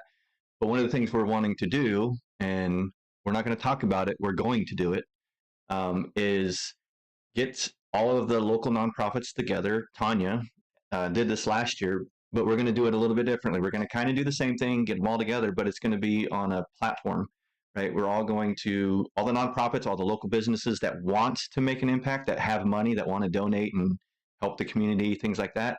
Get all of those people together, get them up on stage, get them at a podium, let them talk about what they do, what their needs are, what they can provide, but do it quarterly, right? Because there's a lot of duplication of efforts within the local area. People collecting food, clothes, toys, all those things, right? There's people that want to help. They just want to be there to help, right? Let me deliver things, right? We collected toys, we did all these things, but there's a lot of people already doing toys, right? We did food, a lot of people doing food. Not that it's not all needed, but we need the people to help disperse it, right? We need monetary donations, we need clothing donations, we need those types of things. And then the people that know where these things are needed to be involved so they can tell us where they're needed, right? Because there's also times where food and toys and those collected and there's an abundance of it, but there's no coordination, right? Knowing dang well that there's plenty of other people that needed it, either didn't reach out, didn't know how to reach out, didn't know how to get it, right? Or didn't want to, kind of embarrassing, right? So kind of what we did was we had people reaching out on behalf of other people because they saw what we were doing, or they knew the people would be too embarrassed or whatever. So they reached out on behalf of somebody else, right? And we helped to make that impact. Right. So we're going about an hour, 45 minutes now. We're going to close it out here. Do you have any closing statements? No, just stop talking about it and do it. Right. That's the biggest thing. That'll make a huge impact on your life.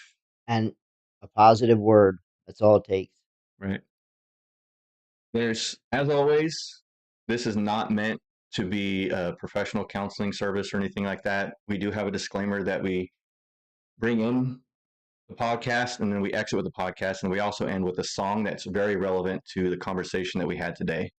I asked that everybody listens to those songs. I want everybody's feedback, right? One thing that we've talked about doing, we're going to do it, is every so many episodes, right, we're going to recap, right, what we talked about others, and then we're going to bring back the conversations that we've had afterwards, because after every single podcast, people are reaching out.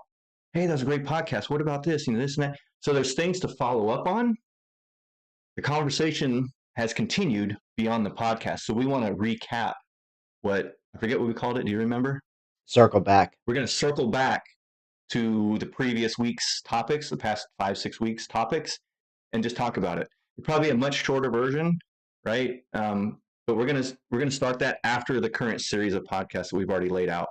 But it's going to circle back and again rehash and talk about and answer any further questions, things like that. I love the engagement. I love people watching. So the last things I'm going to say is take a moment to reflect on your own mindset. Do a little bit of self-evaluation, right?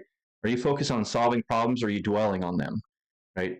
Are you thinking, I can't do that? Or are you thinking, I've never done this, but I can figure out how to do it, or I can get the right people involved to do it. Share your thoughts and stories with us out there on YouTube, Facebook. Hopefully both are streaming. I know YouTube is. I'm watching it here. I don't have Facebook up, but if it wasn't working, I'm sure Amanda would have told me already because she's been watching and she's been helping me out a lot with this. So I want to continue discussing what a winner mindset is, right? Put it out there. And this will be part of the circle back session that we have in the next several weeks. Your mindset shapes your reality, right? Problems will always exist. We can't avoid them. They're inevitable. You know what I mean? But how you approach them will define your mindset. It also defines your success. Winners face the unknown with courage, right? Courage to converse, right? We're doing this for a reason, right? We want to make an impact. We've been talking about it for a while, and I literally said, I'm done talking about it. Look at how many times I've messed up. This is our 6th one now. We've had audio issues every single time. It's discouraging, but it has not stopped us. No. And now I think we the green screen, we're adding so many factors to it to make it look more professional and everything. And it's here. We're still doing it. It hasn't stopped us. Yes, the audio issues are discouraging, but it has not stopped us. We will not stop. The message will be conveyed. Right. I'm not going to let the fear of the issue of not having guests coming in and all that stop me. I'm not going to let the fear of all the audio issues, if they watched the first 5, 6 episodes and the audio issues drew them away, it's not going to stop me. Maybe they'll come back and listen and all that if that's what stopped them from coming. Choose to take action, embrace your growth, and move forward. Right? The final reflection of courage is like a little quote, little thing I have at the end here. Progress isn't about avoiding problems. It's about finding the courage to face them head on. Shift your focus from fear to action, and the path forward will become clear. You gotta wanna stop talking about it and do it. Again, I appreciate everybody joining. Continue the conversation on Facebook, YouTube, all of that. Text me, text JoJo, whatever, right? Again, I have the disclaimer. This is not a professional counseling service. These are personal opinions and thoughts and everything like that. Do your own research on some of the topics that we're talking about. Come with your own research. I would love to talk about it, but the point is to talk about it, have a conversation, adult conversations. It's okay to debate sometimes, no need for screaming, no need for yelling. You gotta have a little bit of empathy and try to understand the other person, right? Talk. Just talk.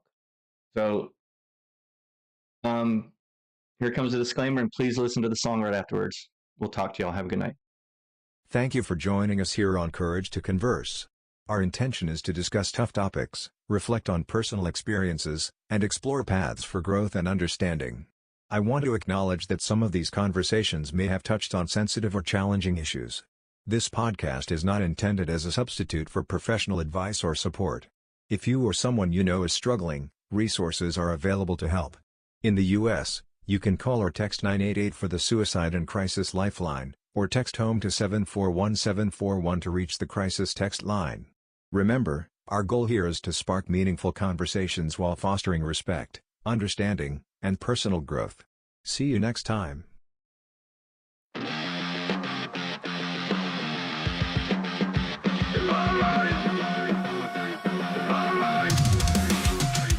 Every step's a climb, every word's a grind. You focus on the shadows, I keep the goal in mind. Paralyzed by what if, stuck in your zone, while I'm out here carving goals from stone.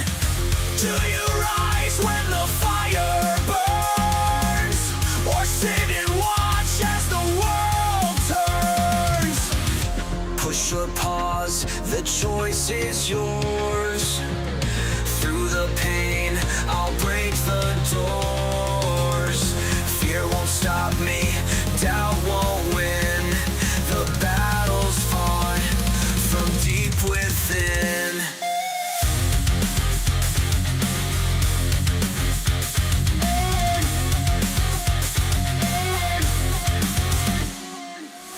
Overthinking every crack in the wall while I'm breaking through, standing tall. Losers fear the unknown, winners thrive. It's the fight, not the fall, that keeps us alive. Goals aren't wishes, they're built by the grind. Dreams fade away if you don't define a plan in motion, step by step. If you're waiting for a miracle, you'll only regret. Frozen in fear, you lose the game. Chasing perfection, but it's all the same. The winners move, they adapt, they grow. It's about the effort, not the show. Step by step, through blood and sweat. It's not the failures you regret. Push or pause, the choice is yours. Through the pain, I'll break the doors. Fear won't stop me, doubt won't win. The battle's fought from deep within. Rise above, take the step, don't wait. Winners don't hesitate, they dominate. Push your boss, what will you do? The road is rough, but it's built for you.